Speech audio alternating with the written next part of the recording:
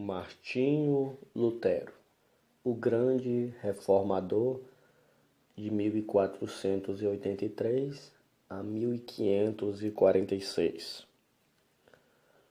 Num cárcere, sentenciado pelo Papa a ser queimado vivo, João Hus disse: podem matar o ganso. Na sua língua, Hus é ganso. Mas, daqui a 100 anos, Deus suscitará um cisne que não poderão queimar. Enquanto caía a neve e o vento frio uivava como fera em redor da casa, nasceu esse cisne em Eisleben, na Alemanha. No dia seguinte, o recém-nascido era batizado na igreja de São Pedro e São Paulo, sendo o dia de São Martinho. Recebeu o nome de Martinho Lutero. 102 anos depois de João Hus expirar na fogueira, o cisne afixou na porta da igreja em Wittenberg as suas 95 teses contra as indulgências, ato que gerou a grande reforma. João Hus enganaram-se em apenas 2 anos na sua predição. Para dar o valor devido à obra de Martinho Lutero, é necessário notar algo das trevas e confusão dos tempos em que nasceu. Calcula-se que pelo menos 1 milhão de albigeses foram mortos na França, a fim de cumprir a ordem do Papa para que esses hereges fossem cruelmente exterminados. Wycliffe, a estrela da alva da Reforma, traduzira a Bíblia para a língua inglesa. João Hus, discípulo de Wycliffe, morrera na fogueira na Boêmia, suplicando ao Senhor que perdoasse aos seus perseguidores. Jerônimo de Praga, companheiro de Hus e também erudito, sofrera o mesmo suplício, cantando o hino nas chamas até o último suspiro. João Wesley, notável pregador de Erfurt, foram preso por ensinar que a salvação é pela graça. Seu frágil corpo fora metido entre ferros, onde morreu 4 anos antes do nascimento de Lutero.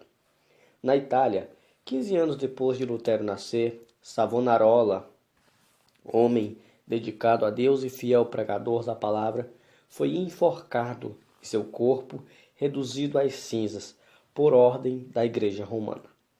Em tempos assim, nasceu Martinho Lutero. Como muitos dos mais célebres entre os homens, era de família pobre. Dizia ele: sou filho de camponês. Meu pai, meu avô e meu bisavô eram verdadeiros camponeses. A isso acrescentava: há tanta razão para vangloriarmos da nossa ascendência, quanto há para o diabo se orgulhar da sua linhagem angelical. Os pais de Martinho, para vestir, alimentar e educar seus 7 filhos, esforçavam-se incansavelmente. O pai trabalhava nas minas de cobre. A mãe, além do serviço doméstico, trazia lenha às costas da floresta. Os pais não somente se interessavam pelo desenvolvimento físico e intelectual dos filhos, mas também do espiritual. O pai, quando Martinho chegou à idade de compreender, ensinou a ajoelhar-se ao lado da sua cama à noite e rogava a Deus que fizesse o menino lembrar-se do nome de seu Criador. Eclesiastes 12:1. A sua mãe era sincera e devota. Ensinou seus filhos a considerarem todos os monges como homens santos e a sentirem todas as transgressões do regulamento da igreja como transgressões da lei de Deus. Martinho aprendeu os 10 mandamentos, o Pai Nosso, a respeitar a Santa Fé na distância e sagrada Roma, e a olhar tremendo para qualquer osso ou fragmento de roupa que tivesse pertencido a algum santo. A base da sua religião formava-se mais em que Deus era um juiz vingativo do que um amigo de crianças. Mateus 19, versículo 3 ao 15.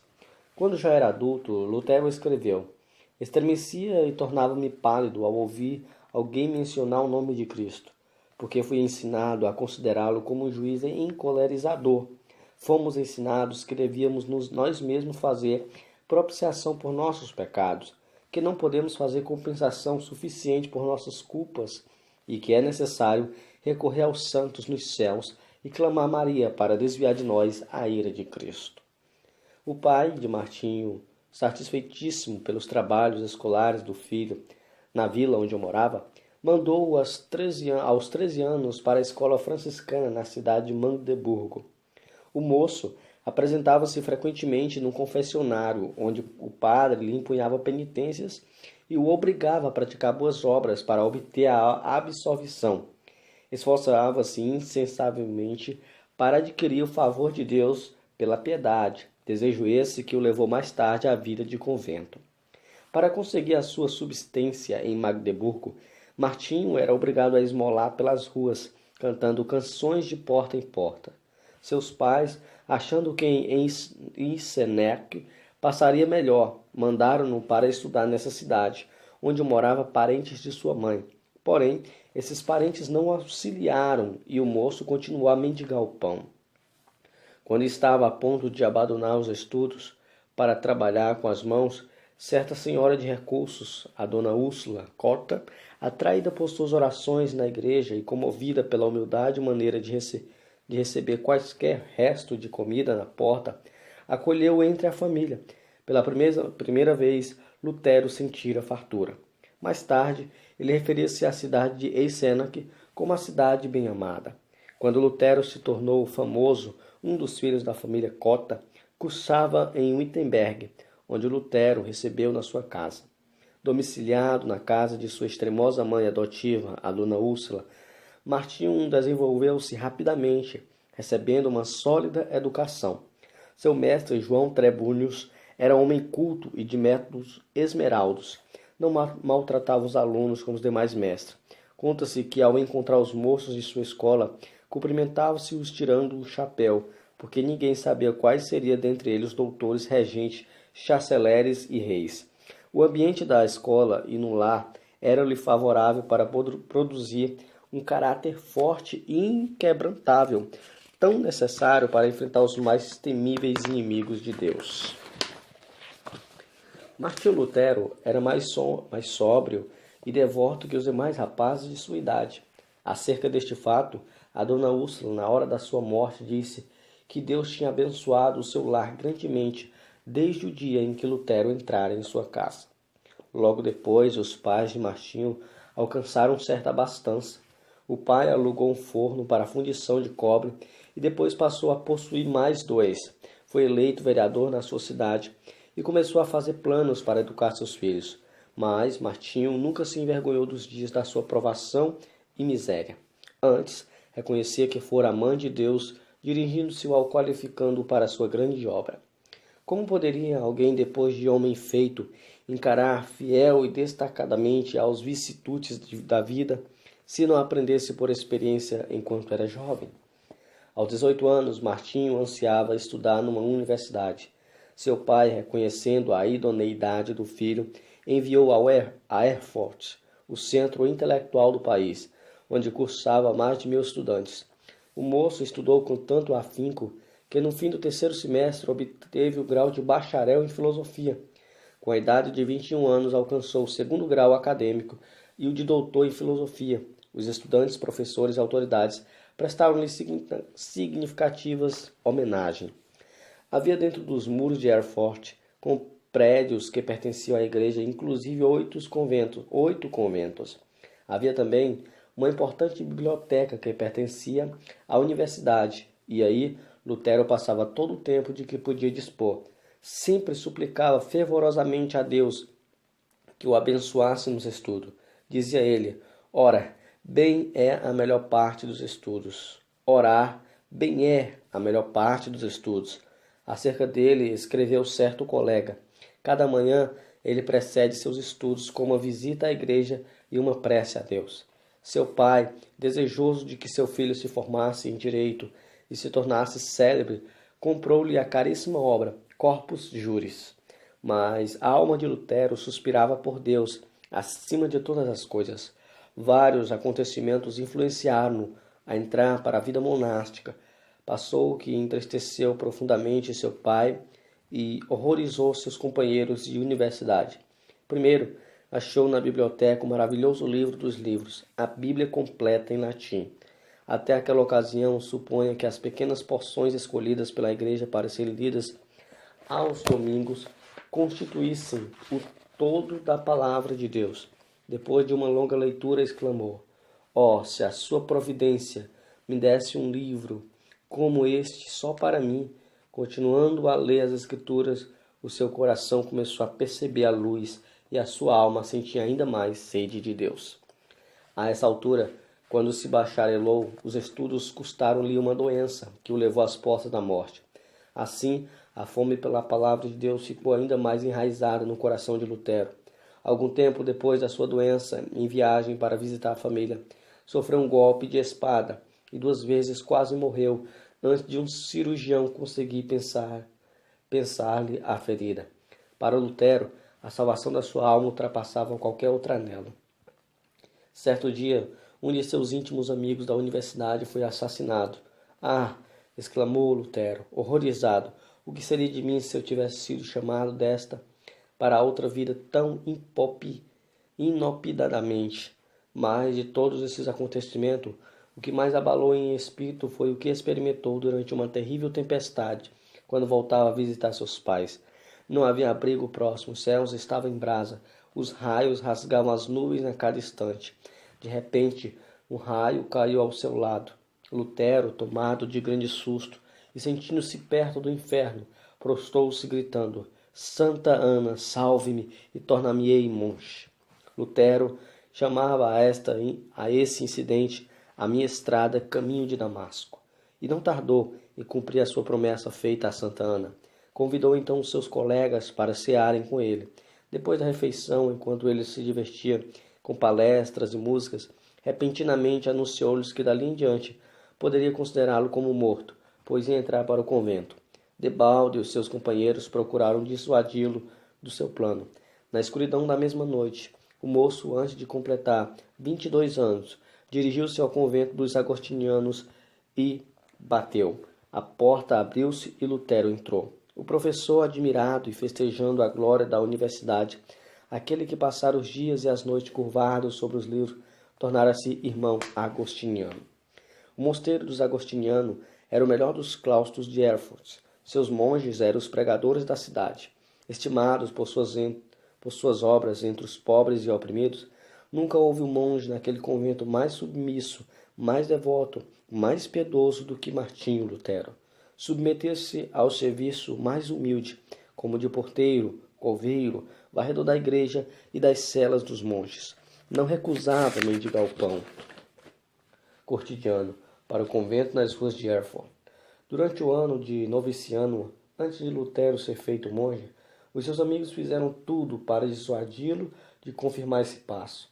Os companheiros que convidara para cearem com ele, quando anunciou a sua intenção de ser monge, ficaram no portão do convento 2 dias esperando que ele voltasse. Seu pai, vendo que seus rogos eram inúteis e que todos os seus anelantes planos acerca do filho ia fracassar, quase enlouqueceu. Assim se justificou Lutero. Fiz a promessa a Santa Ana para salvar minha alma. Entrei para o convento e aceitei esse estado espiritual somente para servir a Deus e ser-lhe agradável durante a eternidade. Quão grande, porém, era a sua ilusão. Depois de procurar crucificar a carne pelos jejuns prolongados, pelas privações mais severas e com vigilância sem conta, achou que, embora encarcerado na sua cela, tinha ainda de lutar contra os maus pensamentos. A sua alma clamava: "Dai-me santidade, ou morro por toda a eternidade. Leva-me ao rio de água pura, e não a estes mananciais de águas poluídas. Traz-me as águas da vida, que saem do trono de Deus." Certo dia, Lutero achou na biblioteca do convento uma velha Bíblia latina, presa à mesa por uma cadeia. Achara, enfim, um tesouro infinitamente maior que todos os tesouros literários do convento. Ficou tão embrevecido que durante semanas inteiras deixou de repetir as orações diurnas da ordem. Então, despertando pelas vozes da sua consciência, arrependeu-se da sua negligência. Era tanto remorso que não podia dormir. Apressou-se a reparar o seu erro. fê-lo com tanto anseio que não se lembrava de alimentar-se. Então, enfraquecidíssimo por tantos jejuns e vigília, sentiu-se oprimido pelas apreensões até perder os sentidos e cair por terra. Aí os outros monges o acharam admirados novamente de sua excepcional piedade. Lutero somente voltou a si depois de um grupo de coristas, ao haver rodeado, cantando, a suave harmonia penetrou-lhe o coração e despertou seu espírito. Porém, ainda assim, lhe faltava a paz perpétua para a alma. Ainda não havia ouvido cantar o coro celestial. Glória a Deus nas maiores alturas, paz na terra, boa vontade para com os homens. Nessa altura, o vigário-geral da ordem agostiniana, Staupitz, visitou o convento. Era homem de grande discernimento e devoção enraizada. Compreendeu logo o problema do jovem monge. Ofereceu-lhe uma Bíblia, na qual Lutero leu que o justo viverá da fé, porquanto o tempo tinha ele anelado. Oh, se Deus me desse um livro deste só para mim! E agora o possuía. Na leitura da Bíblia, achou grande consolação, mas a obra não podia completar-se em um dia. Ficou mais determinado do que nunca a alcançar paz para sua alma. Na vida monástica, jejuando e passando noites a fio sem dormir, gravemente enfermo, exclamou: os meus pecados, os meus pecados. Apesar da sua vida ter sido livre de manchas, como ele afirmava, e outros testificavam, sentia sua culpa perante Deus, até que um velho monge lhe lembrou uma palavra do credo: creio na remissão dos pecados. Viu então que Deus não somente perdoara os pecados de Daniel e de Simão Pedro, mas também os seus. Pouco tempo depois destes acontecimentos, Lutero foi ordenado padre. A primeira missa que celebrou foi um grande evento. O pai, irreconciliável, desde o dia em que o filho abandonara os estudos de advocacia até aquela ocasião, assistiu à primeira missa, vindo a cavalo de Mansfield, com uma boa oferta para o convento, acompanhado por 25 amigos. Depois de completar 25 anos de idade, Lutero foi nomeado para a cadeira de filosofia em Wittenberg, para onde se mudou para viver no convento de sua ordem. Porém, a sua alma anelava pela palavra de Deus e pelo conhecimento de Cristo. No meio das ocupações do professorado, dedicou-se aos estudos das Escrituras e no primeiro ano conquistou o grau de bacharelos da Bíblia. Sua alma ardia como o fogo dos céus. De todas as partes acorria multidões para ouvir os seus discursos, os quais fluíam abundante e vivamente de seu coração sobre as maravilhosas verdades reveladas nas Escrituras. Um dos mais afamados professores de Leipzig, conhecido como a luz do mundo, disse: este frade há de envergonhar todos os doutores, há de propalar uma doutrina nova e reformar toda a igreja, porque ele se baseia na palavra de Cristo, palavra a qual ninguém no mundo pode resistir e que ninguém pode refutar, mesmo atacando com todas as armas da filosofia. Um dos pontos iluminantes da biografia de Lutero é a sua visita a Roma. Surgiu uma disputa reinda entre 7 conventos dos agostinianos e decidiram deixar os pontos de dissidência para o Papa resolver.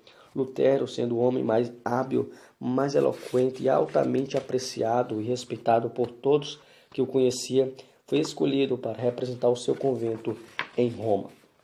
Fez a viagem a pé, acompanhado de outro monge. Nesse tempo, Lutero ainda continuava a dedicar-se fiel e inteiramente à Igreja Romana. Quando, por fim, chegaram ao ponto da estrada onde se avistava a famosa cidade, Lutero caiu em terra e exclamou: saldo-te, santa cidade! Os 2 monges passaram um mês em Roma, visitando os vários santuários e os lugares de peregrinação. Lutero celebrou missa 10 vezes. Lastimou ao mesmo tempo que seus pais ainda não tivessem morrido, a fim de poder resgatá-los do purgatório. Um dia, subindo a santa escada de joelho, desejando a indulgência que o chefe da igreja prometia por esse ato, ressoaram nos seus ouvidos como voz de trovão as palavras de Deus: o justo viverá da fé. Lutero ergueu-se e saiu envergonhado. Depois da corrupção generalizada que viu em Roma, a sua alma aderiu à Bíblia mais que nunca. Ao chegar novamente ao seu convento, o vigário-geral insistiu em que desse os passos necessários para obter o título de doutor, com o qual teria o direito de pregar. Lutero, porém, reconhecendo a grande responsabilidade perante Deus e não querendo ceder, disse: não é de pouca importância que o homem fale em lugar de Deus. Ah, Senhor doutor, fazendo isto, me tirais a vida. Não resistirei mais que 3 meses. O vigário-geral respondeu-lhe: seja assim em nome de Deus, pois o Senhor Deus também necessita nos céus de homens dedicados e hábeis. O coração de Lutero, elevado à dignidade de doutor em teologia, abraçava-se ainda mais no desejo de conhecer as Sagradas Escrituras e foi nomeado o pregador da cidade de Wittenberg. Os livros que estudou e as margens cheias de anotações que escreveu em letras miúdas servem aos eruditos atuais como exemplo de como cuidadosa e minuciosamente estudava tudo em ordem. Acerca da grande transformação da sua vida, nesse tempo ele mesmo escreve: desejando ardentemente compreender as palavras de Paulo, comecei a estudar o estudo da Epístola aos Romanos. Porém, logo no primeiro capítulo consta que a justiça de Deus se revela no Evangelho. Versículo 16 e 17 do capítulo 1 de Romanos. Eu detestava as palavras, a justiça de Deus, porque conforme fui ensinado, eu a considerava como um atributo do Deus Santo que o leva a castigo os pecadores. Apesar de viver irrepreensivelmente como monge, a consciência perturbava, me mostrava que era pecado perante Deus. Assim, odiava um Deus justo que castigava os pecadores. Senti-me ferido de consciência, revoltado intimamente. Contudo, voltava sempre para o mesmo versículo, porque queria saber o que Paulo ensinava. Contudo, depois de medidas sobre esse ponto durante muitos dias e noites, Deus, na sua graça, me mostrou a palavra: o justo viverá da fé. Vi então que a justiça de Deus, nesta passagem, é a justiça que o homem piedoso recebe de Deus pela fé como dádiva. A alma de Lutero, desta forma, saiu da escravidão. Ele mesmo escreveu assim: então me achei recém-nascido e no paraíso. Todas as escrituras tinham para mim outro aspecto. Perscrutavam para ver tudo quanto ensinava sobre a justiça de Deus. Antes, essas palavras eram-me detestáveis. Agora as recebo com o mais intenso amor. A passagem me servia como a porta do paraíso. Depois dessa experiência, pregava diariamente em certas ocasiões. Pregava até 3 vezes ao dia, conforme ele mesmo conta. O que o pasto é para o rebanho, a casa para o homem, o ninho para o passarinho, a penha para a cabra, montes, arroio para o peixe, a Bíblia é para as almas fiéis. A luz do Evangelho, por fim, tomara o lugar das trevas, e a alma de Lutero abraçava por conduzir os seus ouvintes ao Cordeiro de Deus que tira o pecado do mundo. Lutero levou o povo a considerar a verdadeira religião não como uma mera profissão ou sistema de doutrinas, mas como vida em Deus. A oração não era mais um exercício sem sentido, mas o contato do coração com Deus, que cuida de nós com amor indizível. Nos seus sermões, Deus revelou seu próprio coração a milhares de ouvintes por meio do coração de Lutero. Convidado a pregar durante uma convenção dos agostinianos, não deu uma mensagem doutrinária de sabedoria humana, como se esperava, mas fez um discurso ardente contra a língua maldizente dos monges. Os agostinianos, levados pela mensagem, elegeram-no direto sobre 11 conventos. Lutero não somente pregava a virtude, mas praticava, amando verdadeiramente o próximo. Nesse tempo, a peste vinda do Oriente visitou Wittenberg. Calcula-se que a 1/4 do povo da Europa, inclusive a metade da população alemã, foi ceifada pela morte, quando professores e estudantes fugiram da cidade e instaram que Lutero fugisse também. Porém, ele respondeu: para onde hei de fugir? O meu lugar é aqui. O dever não me permite ausentar-me do meu posto até que aquele que me mandou para aqui me chame. Não que eu deixe de temer a morte, mas espero que o Senhor me dê ânimo. Assim ele ministrava à alma e ao corpo do próximo durante um tempo de aflição e de angústia. A fama do jovem monge espalhou-se até longe, entretanto, sem o reconhecer, enquanto trabalhava incansavelmente para a igreja, já havia deixado o rumo liberal que ela seguia em doutrina e prática.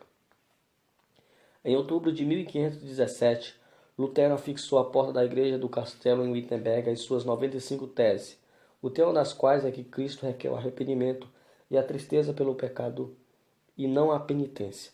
Lutero afixou as teses, as proposições para um debate público na porta da igreja, como era costume nesse tempo. Mas as teses escritas em latim foram logo traduzidas em alemão, holandês e espanhol. Antes do decorrido de um mês, para a surpresa de Lutero, já estavam na Itália, fazendo estremecer os alicerces do velho edifício de Roma. Foi deste ato de afixar as 95 teses da igreja de Wittenberg que nasceu a reforma. Isto é que tomou forma o grande movimento de almas que em todo o mundo ansiava voltar para a fonte pura, a palavra de Deus. Contudo, Lutero não atacara a igreja romana, mas antes pensou fazer a defesa do Papa contra os vendedores de indulgência. Em agosto de 1518, Lutero foi chamado a Roma para responder uma denúncia de heresia. Contudo, o eleito Frederico não consentiu que fosse levado para fora do país. Assim, Lutero foi intimado a apresentar-se em Augsburgo. Eles te queimarão vivo, insistiram seus amigos. Lutero, porém, respondeu resolutamente: se Deus sustentar a causa, ela será sustentada. A ordem do núncio do Papa do Augsburgo foi: retrata-se ou não voltará daqui. Contudo, Lutero conseguiu fugir passando por uma pequena cancela no muro da cidade, na escuridão da noite. Ao chegar de novo em Wittenberg, um ano depois de afixar as teses, era o homem mais popular em toda a Alemanha. Não havia jornais nesse tempo, mas fluíam da pena de Lutero respostas a todos os seus críticos para serem publicados em folheto. O que escreveu dessa forma hoje seria 100 volumes. O célebre Erasmo da Holanda assim escreveu a Lutero: seus livros estão despertando todo o país. Os mais eminentes da Inglaterra gostam de seus escritos. Quando a bula de excomunhão enviada pelo Papa chegou em Wittenberg, Lutero respondeu com um tratado dirigido ao Papa Leão X, exortando no nome do Senhor a que se arrependessem. A bula do Papa foi queimada fora do muro da cidade de Wittenberg, perante grande ajuntamento do povo. Assim escreveu Lutero ao vigário-geral: no momento de queima a bula, estava tremendo e orando, mas agora estou satisfeito de ter praticado este ato energético. Lutero não esperou até que o Papa excomungasse, mas deu logo pulo da igreja romana para a igreja do Deus vivo. Porém, o imperador Carlos V, que ia convocar sua primeira dieta na cidade de Worms, queria que Lutero comparecesse para responder pessoalmente aos seus acusadores. Os amigos de Lutero insistiram em que recusasse a ir. Não foram João Rus entregue a Roma para ser queimado, apesar da garantia de vida da parte do imperador? Mas em resposta a todos que se esforçavam por dissuadi-lo de comparecer perante seus terríveis inimigos, Lutero, fiel à chamada de Deus, respondeu: ainda que haja em Worms tantos demônios quantas sejam as telhas nos telhados, confiando em Deus, eu aí entrarei. Depois de dar ordens acerca do trabalho, no caso de ele não voltar, partiu. Na sua viagem para Worms, o povo afluía em massa para ver o grande homem que teve coragem de desafiar a autoridade do Papa e morar. Pregou ao ar livre, porque as igrejas não mais comportavam as multidões que queriam ouvir seus sermões. Ao avisar as torres da igreja de Worms, levantou-se na carroça em que viajava e cantou o seu hino, o mais famoso da reforma, Heil Festberg, isto é, Castelo Forte é nosso Deus. Ao entrar por fim na cidade, estava acompanhado de uma multidão de povo muito maior do que o que foram ao encontro de Carlos V. No dia seguinte, foi levado perante o imperador, ao lado do qual se achava o delegado do Papa, 6 eleitorais do Império, 25 duques e 8 mangraves, 30 cardeais e bispos, 7 embaixadores, os deputados e 10 cidades, grande número de príncipes, condes e barões. É fácil imaginar que o reformador era um homem de grande coragem e de físico forte para enfrentar tantas feras que ansiava despedaçar-lhe o corpo. A verdade é que passara uma grande parte da vida afastado dos homens e mais ainda achava-se fraco da viagem na qual foi necessário que um médico o atendesse. Entretanto, mostrou-se corajoso, não na sua própria força, mas no poder de Deus. Sabendo que tinha de comparecer perante uma das mais imponentes assembleias da autoridade religiosa e civis de todos os tempos, Lutero passou a noite anterior de vigília, prostrando-se com o rosto em terra, lutou com Deus, chorando e suplicando. Um dos seus amigos, ouvindo-a orar assim: ó Deus Todo-Poderoso, a carne é fraca, o diabo é forte. Ah, Deus, meu Deus, que perto de mim esteja contra a razão e a sabedoria do mundo. Falo, pois somente tu o podes fazer. Não é a minha causa, mas sim a tua. Que tenho eu com os grandes da terra? É a tua causa, ó Senhor, a tua justiça eterna causa. Salve-me, ó Deus, Deus fiel, somente em ti confio. Ó Deus, meu Deus, vem, estou pronto a dar como um cordeiro a minha vida. O mundo não conseguirá prender a minha consciência, ainda que esteja cheio de demônios, e se o meu corpo tem de ser destruído, a minha alma te pertence e estará contigo eternamente. Conta-se que no dia seguinte, na ocasião de Lutero transpor a porta para comparecer perante a dieta, o veterano general Freudesburgo colocou a mão no ombro do reformador e disse-lhe: pequeno monge, vais a um encontro diferente, que eu ou qualquer outro capitão jamais experimentemos, mesmo nas nossas conquistas mais ensanguentadas. Contudo, se a causa é justa e sabeis que o é, avança no nome de Deus e não temas nada. Deus não te abandonará. O grande general não sabia que Martinho Lutero vencera a batalha em oração e que entrava somente para declarar-lhes que havia vencido de maiores inimigos. Quando o anúncio do Papa exigiu de Lutero perante a angusta assembleia que se retratasse, ele respondeu: se não me refutares pelo testemunho das Escrituras ou por argumentos, desde que não creio somente nos papas e nos concílios, por ser evidente que já muitas vezes se enganaram e se contradizem uns aos outros, a minha consciência tem de ficar submissa à palavra de Deus. Não posso retratar-me nem me retratarei de qualquer coisa, pois não é justo nem seguro agir contra a consciência. Deus me ajude. Amém. De volta ao seu aposento, Lutero levantou as mãos ao céu e exclamou com o rosto todo iluminado: está cumprido, está cumprido. Se eu tivesse 1000 cabeças, preferiria que todas fossem decepadas antes de me retratar.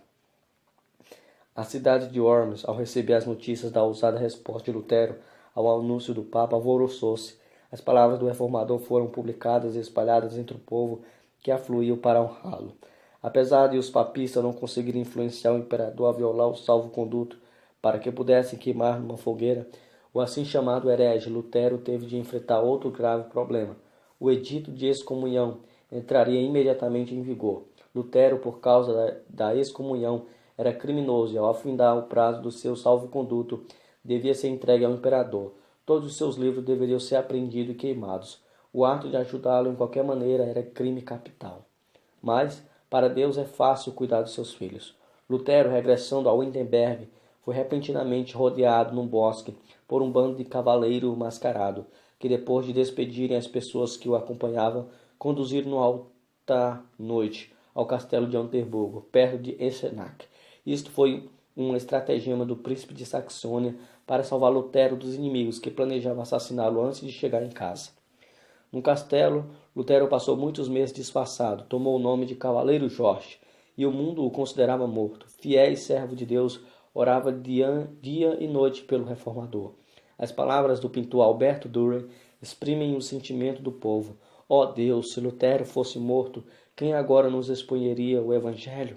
Contudo, no seu retiro livre dos inimigos, foi-lhe concedido a liberdade de escrever, e o mundo logo soube, pela grande quantidade de literatura, que essa obra saía da sua pena e que de fato Lutero vivia. O reformador conhecia bem o hebraico e o grego e em 3 meses tinha vertido todo o Novo Testamento para o alemão. Em poucos meses mais, a obra estava impressa e nas mãos do povo. 100.000 exemplares foram vendidos em 40 anos. Além das 52 edições impressas em outras cidades, era circulação imensa para aquele tempo. Mas Lutero não aceitou 1 centavo de direito. A maior obra de toda a sua vida, sem dúvida, foram a de dar ao povo alemão a Bíblia na sua própria língua. Depois de voltar ao Wittenberg, já havia outras traduções, mais escritas em uma forma de alemão latinizado que o povo não compreendia. A língua alemã desse tempo era um agregado de dialetos, mas Lutero, ao traduzir a Bíblia, deu ao povo a língua que serviu depois a homens como Goethe e Charles para escreverem suas obras. O seu êxito em traduzir as Sagradas Escrituras para o uso dos mais humildes verificava-se no fato de que, depois de 4 séculos, a sua tradução permanece como a principal. Outra coisa que contribuiu para o êxito da tradução de Lutero é que ele era erudito em hebraico e grego e traduziu direto das línguas originais. Contudo, o valor da sua obra não se baseia tão somente sobre seus indiscutíveis dotes literários. O que lhe deu a realidade é que ele conhecia a Bíblia como ninguém podia conhecer, sem primeiro sentir a angústia eterna e achar nas Escrituras a verdadeira e profunda consolação. Lutero conhecia intimamente e amava sinceramente o autor do livro. O resultado foi que o seu coração abrasou-se com o fogo e poder do Espírito Santo. Foi esse o segredo de ele traduzir tudo para o alemão em tão pouco tempo. Como todo mundo sabe, a fortaleza de Lutero e da Reforma foi a Bíblia. Escreveu de Wittenberg para o seu povo em Wittenberg. Jamais em todo o mundo se escreveu um livro mais fácil de compreender do que a Bíblia. Comparado aos outros livros, é como o sol em contraste com todas as demais luzes. Não vos deixeis levar a abandoná-la sobre qualquer pretexto da parte deles. Se vós afastaste dela, por um momento tudo estará perdido. Podem levar-vos para onde quer que desejem. Se permanecerdes com as Escrituras, sereis vitoriosos. Depois de abandonar o hábito de monge, Lutero resolveu deixar por completo a vida monástica, casando-se com Catarina von Bora, freira que também saíra do claustro por ver que tal vida é contra a vontade de Deus. O vulto de Lutero sentado ao lume com a esposa e 6 filhos que amava ternamente inspirara os homens mais que o grande herói ao apresentar-se perante o legado de Augsburgo. Nos cultos domésticos, a família rodeava um harmônico com o qual louvava a Deus juntos. O reformador lia o livro que traduziu para o povo e depois louvava a Deus e o orava até sentirem a presença divina entre eles. Havia entre Lutero e sua esposa profundo amor de um para com o outro. São de Lutero estas palavras: sou rico, Deus me deu a minha freira e 3 filhos. Não me importo das dívidas, Catarina paga tudo. Catarina von Bora era estimada por todos. Alguns de fato censuravam-no porque era demasiado econômica. Mas que teria acontecido a Martinho Lutero e à família se ela tivesse feito como ele? Dizia-se que ele, aproveitando-se da doença dela, cedeu o seu prato de comida a certo estudante que estava com fome. Não aceitara um creuse dos seus alunos e recusava vender seus escritos, deixando todo o lucro para os tipógrafos. Nas suas meditações sobre as Escrituras, muitas vezes se esquecia das refeições.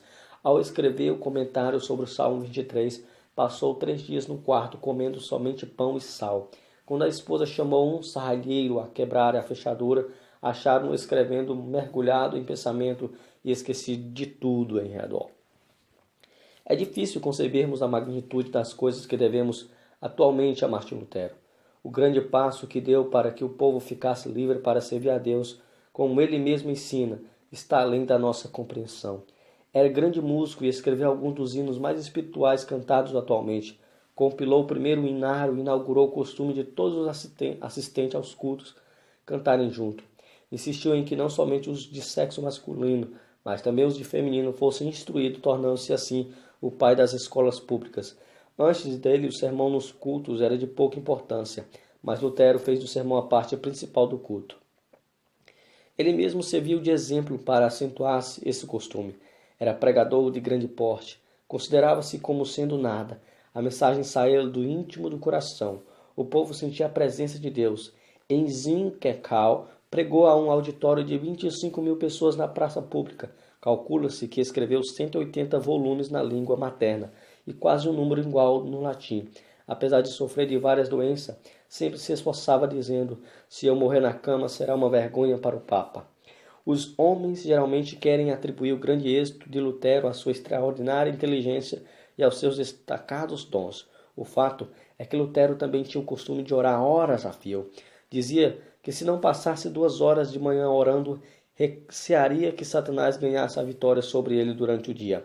Certo biógrafo seu escreveu: o tempo que ele passa em oração produz o tempo para tudo que faz. O tempo que passa com a palavra vivificante enche o coração até transbordar em sermões correspondentes e ensinamentos. A sua esposa disse que as orações de Lutero eram, às vezes, como os pedidos insistentes dos seus filhinhos Hashem, confiando na bondade de seu pai. Outras vezes eram como a luta de um gigante na angústia do combate. Encontra-se o seguinte na História da Igreja Cristã, por Sower, volume 3, página 406. Martinho Lutero profetizava, evangelizava, falava línguas e interpretava, revestindo de todos os dons do Espírito. Nos seus 62 anos, pregou o seu último sermão sobre o texto: ocultaste estas coisas aos sábios e entendidos e as revelaste aos pequeninos. No mesmo dia escreveu para sua querida Catarina: lança o teu cuidado sobre o Senhor, e ele te sustentará. Amém. Isto foi na última carta que escreveu. Vivia sempre esperando que o Papa conseguisse executar a repetida ameaça de queimá-lo vivo. Contudo, não era essa a vontade de Deus. Cristo o chamou enquanto sofria de um ataque do coração em Wisleben, cidade onde nasceram. São estas as últimas palavras de Lutero. Vou render o Espírito. Então louvou a Deus em alta voz. Ó meu Pai Celeste, meu Deus, Pai de nosso Senhor Jesus Cristo, em quem creio e a quem preguei e confessei. Amei e louvei, ó meu querido Senhor Jesus Cristo. Encomendo-te a minha pobre alma. Ó meu Pai Celeste, em breve tenho de deixar este corpo, mas sei que ficarei eternamente contigo e que ninguém me pode arrebatar das tuas mãos. Então, depois de citar João 3,16 3 vezes, repetiu as palavras: Pai, em tuas mãos entrego o meu espírito, pois tu me resgataste, Deus fiel. Assim fechou os olhos e adormeceu. O imenso cortejo de crentes que o amava ardentemente com 50 cavaleiros à frequente saiu de Eisleben para Wittenberg, passando pela porta da cidade, onde o reformador queimara a bula de excomunhão. Entrou pelas portas da igreja, onde há 29 anos afixara suas 95 teses. No culto fúnebre, Bugé Jansen, o pastor Melanchthon, inseparável companheiro de Lutero, discursaram. Depois abriram a sepultura preparada ao lado do púlpito e ali depositaram o corpo. 14 anos depois, o corpo de Melanchthon achou descanso do outro lado do púlpito. Em redor dos dois jazem os restos mortais de mais de 90 mestres da universidade. As portas da igreja do castelo, destruída pelo fogo no bombardeiro de Wittenberg em 1760, foram substituídas por portas de bronze em 1812, nas quais estão gravadas 95 teses. Contudo, este homem, que perseverou em oração, deixou gravadas, não no metal, que perece, mas em centena de milhões de almas imortais, a palavra de Deus que dará fruto para toda a eternidade.